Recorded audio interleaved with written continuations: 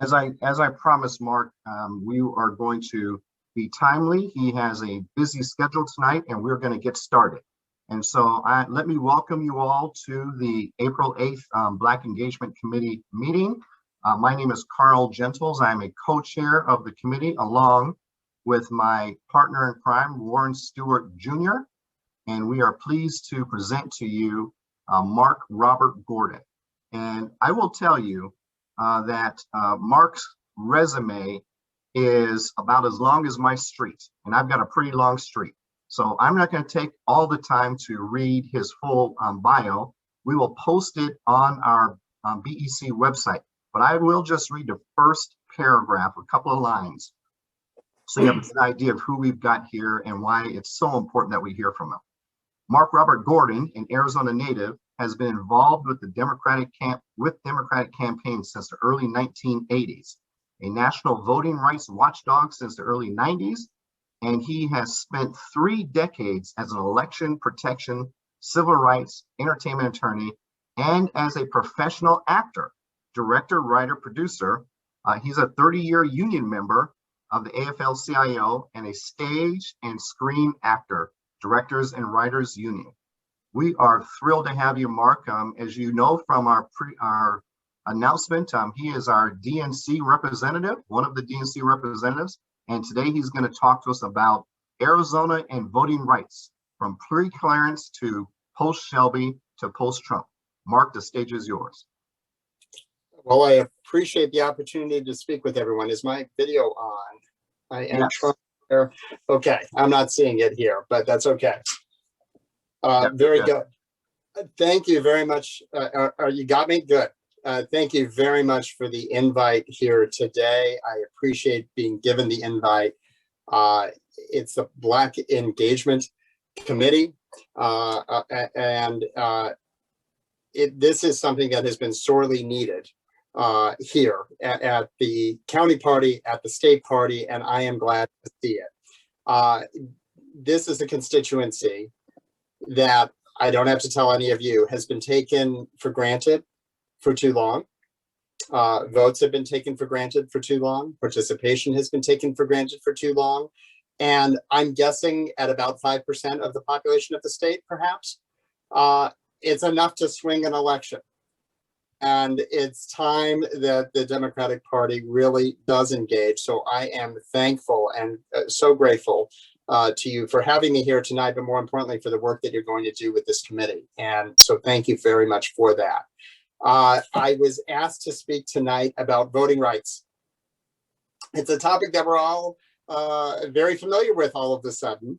It's a topic that has been a few generations of silence, of people working in the background without the dire attention that we hadn't seen since the mid 60s and late 60s as the Civil Rights and Voting Rights Acts were taking effect. But now here we are. And here we are facing what really is the moment for our Constitution and for our society. We have changed as a society since the 60s and the 70s, where we've become far more multicultural than we were previously when those were enacted. And yet here we are now facing what I hope, and I assume that those on this call will hope, is the death throes of those that oppose people having the equal right to vote, the equal right to participate, the equal right to have those things that are granted to us by our Constitution. And this is the moment that we're going to see what we are made of. It is somewhat disappointing, to say the least, how close we were this past November to having something different occur. It was 11,000 votes in this state, less than that swung the state to Biden. Only the third time since 1948 the state has gone to the Democratic column. It's about, from what I recall, 77,000 votes cumulatively nationwide that, had they changed in certain locations around the country in the Electoral College, would have reset President Trump for a second term.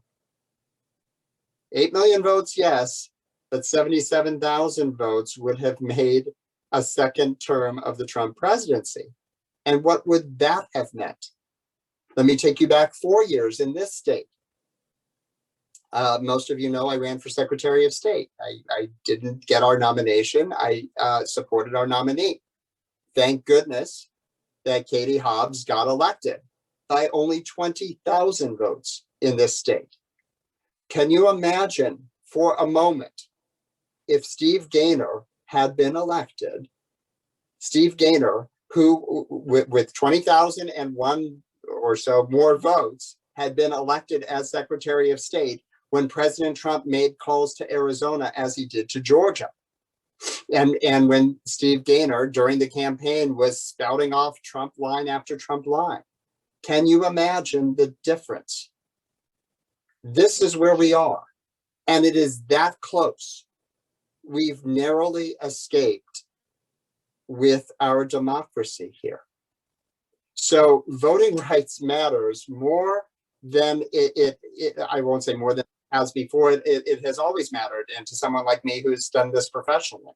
But voting rights is acutely in play for this upcoming election, for elections to come, and it's going to take us making sure that every vote that we can get out gets out, and that voting rights remains the paramount concern here. You see what's happened since the election. 200 some odd crazy bills throughout the country. And it's not these legislators around the country who are really writing these bills. It's these think tanks that are out there that are creating this legislation to fluster democracy. This needs to be taken extremely seriously. And it's hard even for someone like me to keep track of what is going on in our own legislature, let alone all these legislatures. It's just one roller coaster ride after roller coaster ride of downhill, extreme legislation that does nothing more than to thwart people's right to vote. Constitutional right to vote. Things that have been put into statute by the Voting Rights Act, signed by presidents, re-signed by Democratic and Republican presidents to be enforced, now are all at the whim of our elections and of how the elections are being interpreted and reinterpreted and reinterpreted, and 2.1 million Maricopa County ballots being reinterpreted and recounted yet again by this legislature. So this is very serious stuff. So the question here today, or the topic here today, is how did we get here? And is this new? And is this Arizona? And the answer to the end is, yeah, it is. I'm a native. I grew up here. I'm born and raised here. I've spent a long time of my life in politics here and nationally. And let me tell you a little bit about the history of why Arizona is what Arizona is. In 1968, Richard Nixon, in order to get elected president, had what was termed the Southern Strategy. The Southern Strategy consisted of the Deep South, at least 7 states of the former Confederacy, plus more, and you're going to hear about those 7 states in a moment. Those 7 states and some outposts, plus suburban Phoenix, Arizona. That was the Southern Strategy. Well, from there, in the 1980s, we had a surprise election in 1986 for governor. One of the co-chairs, I believe, of this committee, his father, was one of the people who helped to correct this flaw in our state. But we had a governor who was elected as a surprise nominee of the Republican Party, Evan Meekum. He defeated Burton Barr. in a primary. Burton Barr was the House Majority Leader. He was expected, widely expected, to be the nominee of the Republican Party, and he wasn't. Evan Mecham, I think it was his third time running for governor, became the nominee. And Evan Mecham, 4 years prior, people forget, it was the closest that anybody came to defeating Bruce Babbitt for election for governor of Arizona. It was just a matter of points away. And then there was a former Democrat, the former Democratic nominee for U.S. Senator, who hopped in as an independent into the governor's race, and it split the ballot for our own Democratic nominee for governor that year, Carolyn Warner, the late Carolyn Warner, whose campaign I worked on. And we ended up losing that election closely to Evan Mecham, who promptly, I don't recall if it was his very first act as governor, but it was certainly one of his first acts, was to rescind by governor's order the Martin Luther King Jr. holiday. And I want to come back to that idea because it has to do with what's going on with Georgia right now. There were boycotts of Arizona. And the boycotts of Arizona ultimately led to, included the Super Bowl being pulled from Arizona, much like in Georgia, the All-Star game for Major League Baseball was just pulled from Atlanta. And the Republicans are upset and up in arms about that. Well, they're up in arms anyway, but up in arms about that. And it worked, the boycott in Arizona. The movement worked here. And I'll make a statement here.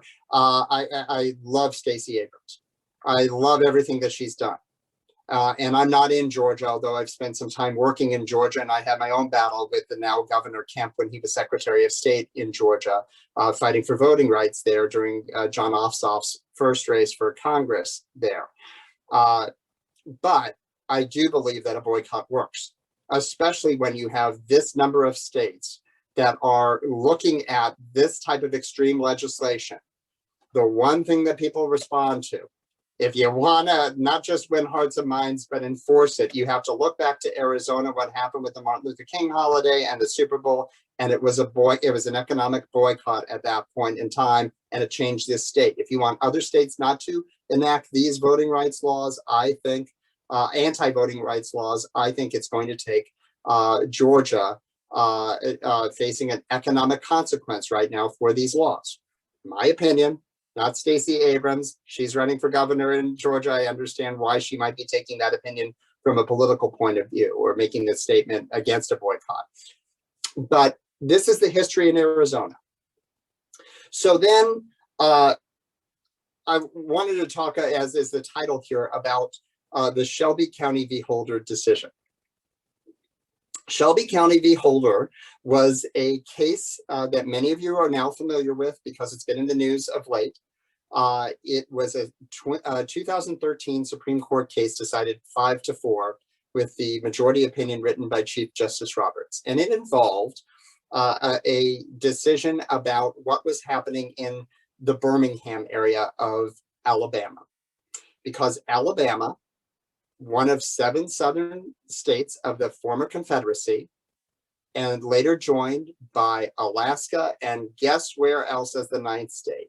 Arizona, and then some municipalities and counties around the country, including, surprisingly, one of the boroughs of New York City and some places in California and the Midwest, but primarily those 9 states, 7 of the former Confederacy, Alaska and Arizona, were placed under federal preclearance guidelines. And what that meant is that anything that could possibly touch and impact elections, anything, because these states had an egregious pattern of either intentional or impactful discrimination against people because of their race, national origin, and ethnicity. Because of those reasons, these states were placed under a penalty of making sure that nothing that these states did, nothing that these legislatures did, nothing that these governors did, nothing that these governments did would adversely impact people's voting rights in those states. So under the Voting Rights Act, they were placed under preclearance. Well,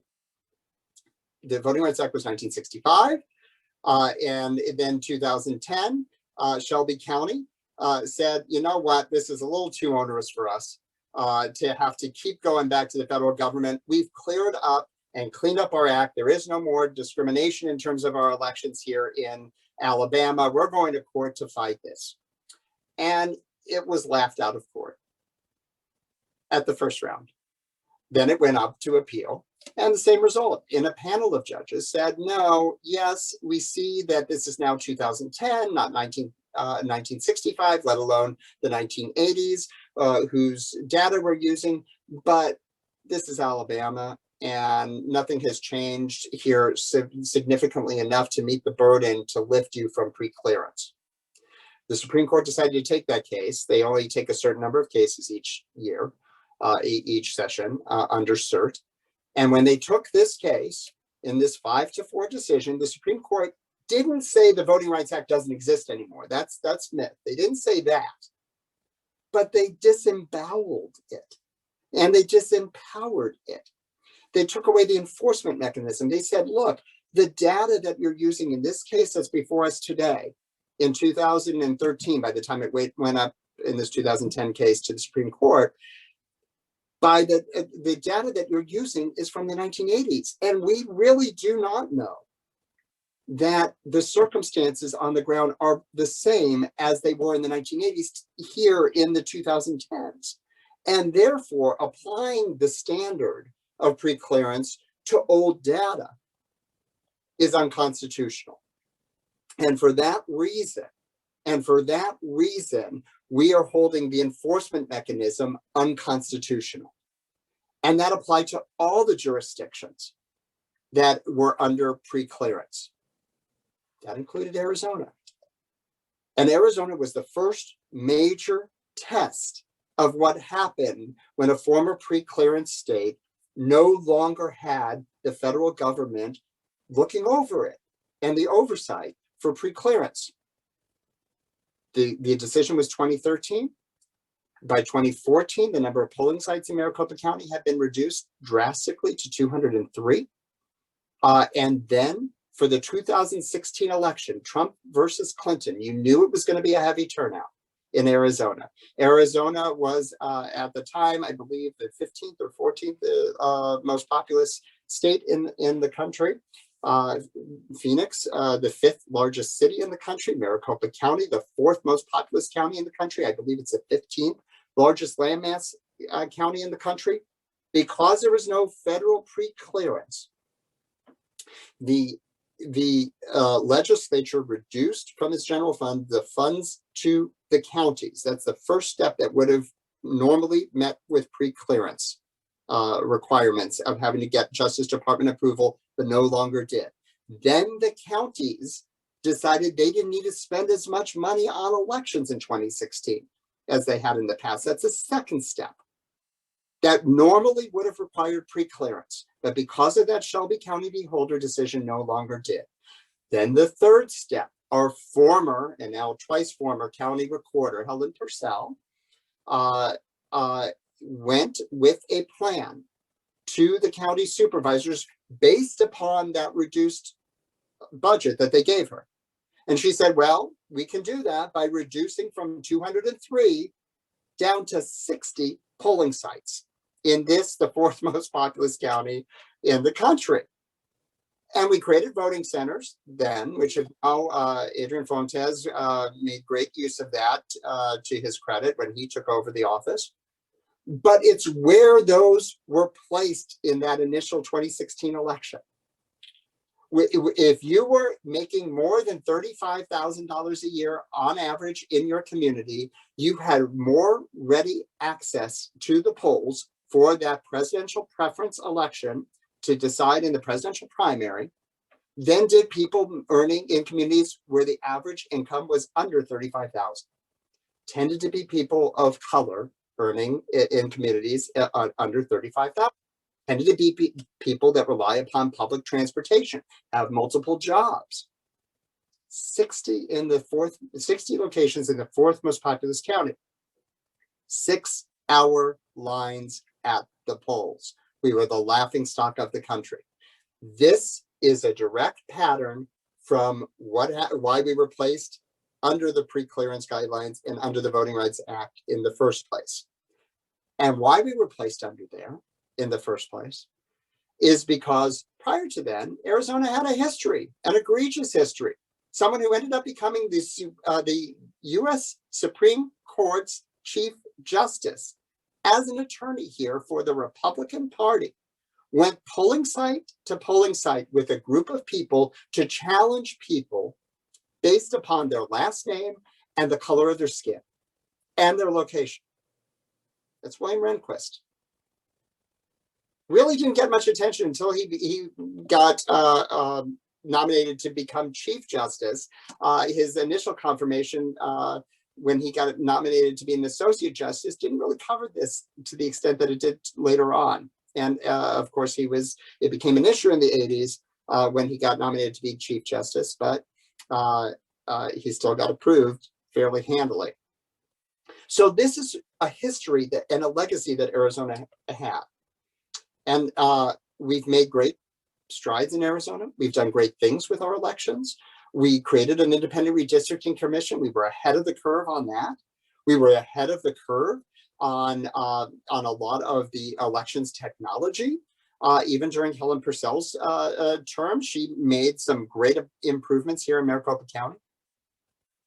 But we ended up with a situation that when you invest too much control into groups that are not quite ready for it, to give up power, to share in the idea of a constitution that serves all people, well, this is what you end up with.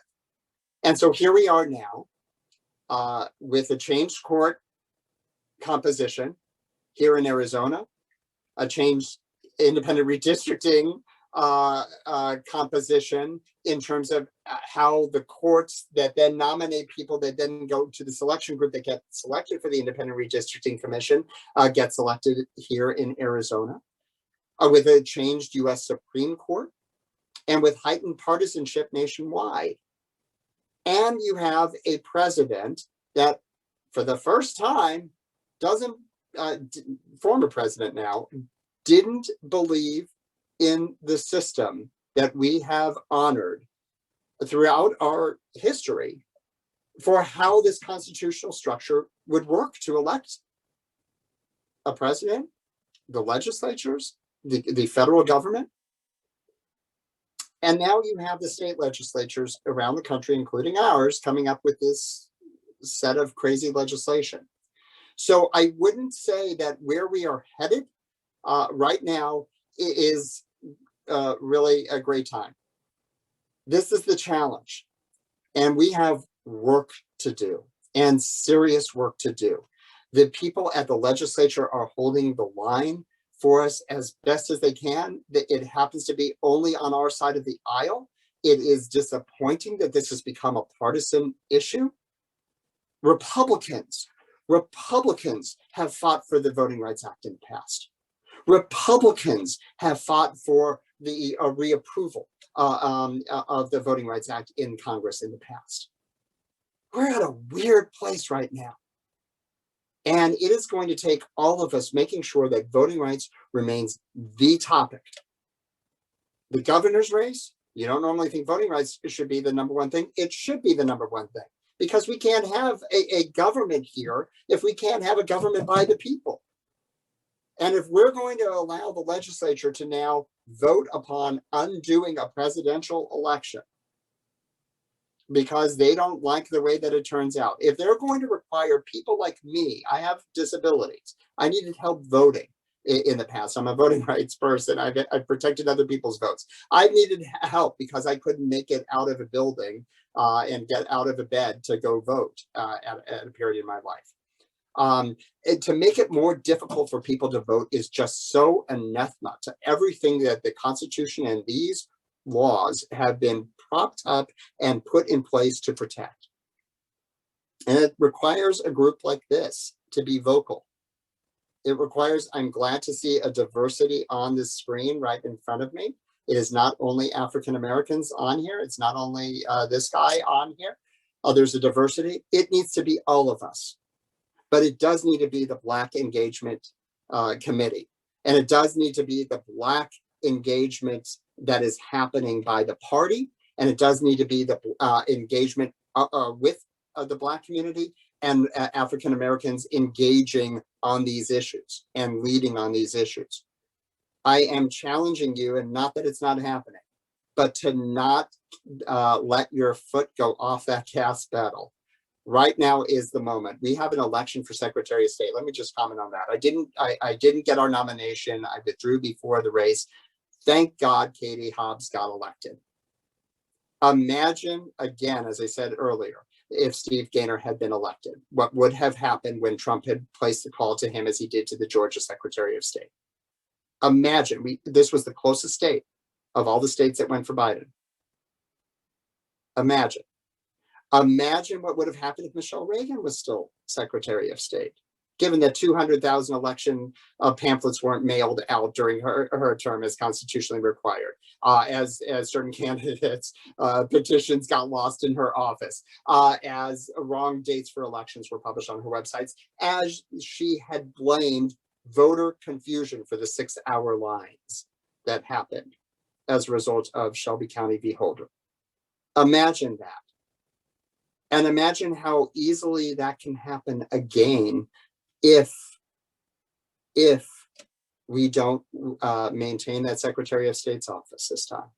So whoever our nominee is, we need to be speaking, and this committee in particular needs to be speaking up to make sure. I don't know if the incumbent is going to run for re-election or not. If she does, we need to be absolutely behind her. She has done a fine job there holding the line, Katie Hobbs. But if she is not running for re-election and somebody else is our nominee, that is the highest priority for us. So this was, I know, a very brief overview of Arizona and voting rights. I'm happy to stay until my phone rings in about 2 minutes or a few minutes, 5 minutes, if there's any questions to take. But I do thank you for inviting me today. I think this group is just so important. And the DNC, I should say, from my perspective as a DNC member, the DNC is highly aware of Arizona's importance. Arizona, Georgia, North Carolina, Pennsylvania. That's the focus right now. And Arizona having a governor's race and a Senate race, we're the focus. So voting rights in Arizona and Georgia, that's it. I'll be quiet and listen in case anybody has any questions. Mark, thank you very much. That was just amazingly informative. We appreciate your time and what you've done for Arizona in voting rights over the last 3 decades. I thought I heard a call to action in there. You want to reiterate that for us? And I'll look for one question before you leave after that. Well, just well, there's 2. One, the party needs to make sure that there is engagement with the African American community, because it is a community that has been neglected as a party strategy to winning elections and taken for granted. And I'm recognizing that, and it's so important that this committee exists. But vice versa, this committee needs to take leadership in the party. This committee needs to make itself heard. And then the second thing is, every opportunity you have, voting rights. That's what you need to be speaking about, voting rights. Jan Kaplan, I saw you posted a question. You want to unmute yourself and ask the question? Yeah, I'm just looking at, is there room for compromise? I mean, are there some common sense measures that balance election security with maximizing voter turnout? That's what we care about. But the Republicans are into security. Can we balance this in some way? Well, security is an important thing. None of us should dismiss the idea of security. We were the ones saying that there was a hostile foreign government that attacked our democracy 4 years ago, and nothing was done about that. Security is paramount. You can't have a system if it's monkeyed with. And there were people that tried this time, but it was a secure election. That said, there have been wonderful times and efforts at compromise before.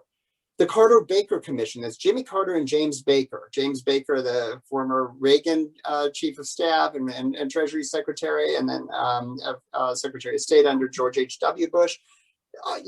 They were looking at the issues which are still in place today, and they reached some compromises on voter ID. Okay, just make sure that voter ID is available to everybody and sent automatically to everybody, and we're all using the same thing. If you're gonna check ID, make sure everybody has it, and the same thing. If you're gonna really check that, okay, don't make it more difficult for people. But at the same time, there's no fraud. They said that then. This was after the 2000 election that I was on Al Gore's team. This is after the 2000 election. They said there was no problem then. There's no real problem now. It's a red herring, simply meant to divide us. So you can't have compromise when you can't deal with people with a common sense of just wanting everybody to vote. There was a time one generation ago in 2000 that both parties did. There's a deficit of leadership on one side of the aisle right now. And, you know, that could happen on our side of the aisle with other things too. I don't want to be overly partisan with elections and with anything. But in this instance, right now, there's a deficit of leadership, and the Republicans need to be taking responsibility for themselves right now. And it really would have taken a bigger loss in this last election for that to have happened. I thought it was going to happen.